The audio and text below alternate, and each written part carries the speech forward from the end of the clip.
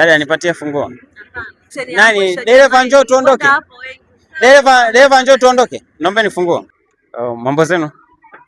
Hapa nani ni Salha? Nani? Wendo Salha. Okay. Salha, nina mzigo wako uko pale nje. Nimetumwa nikuletee.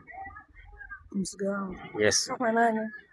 Mimi mwenyewe sifahamu umetoka kwa nani. Mimi nimepewa tu mzigo nikuletee.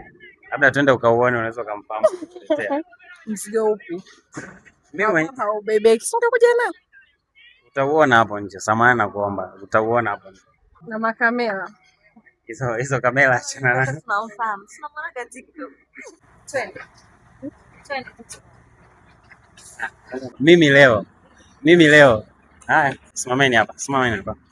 Mkigeuka nyuma, hiyo zawadi tulioipita kidogo ndio zawadi yako.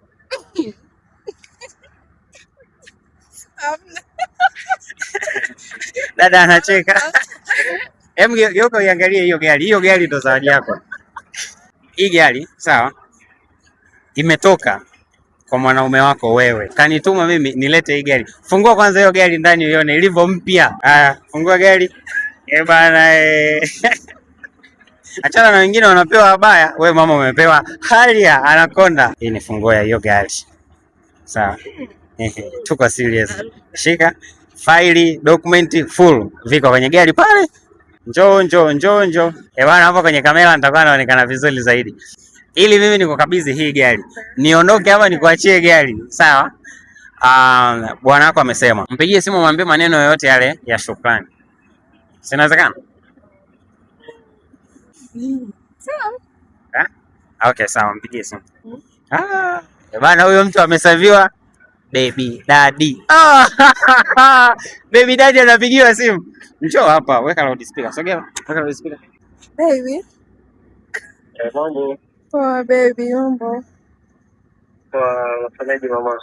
Poa, nakumisi. Nimekupenda baby. Baby asante. Asante baby. Asante nini baby? Zawadi baby. Bas, nimekwisha. Zawadi bora nituma zawadi yote baby. Niache nachanganyikiwa mchungu wangu kweli. Sijaelewa antikisa kitu nini? Kio huko. Niachie tu baby. Sasa nikuachie lakini hujampigia sasa muhusika au mlengwa. Basi tufanye hivi, sawa? Kama unahisi kuna mtu yoyote au mwanaume yoyote ambaye unahisi hata kwa amekununulia zawadi, nikupe option ya mwisho kumpigie. Kwa hiyo wa pili kishindikana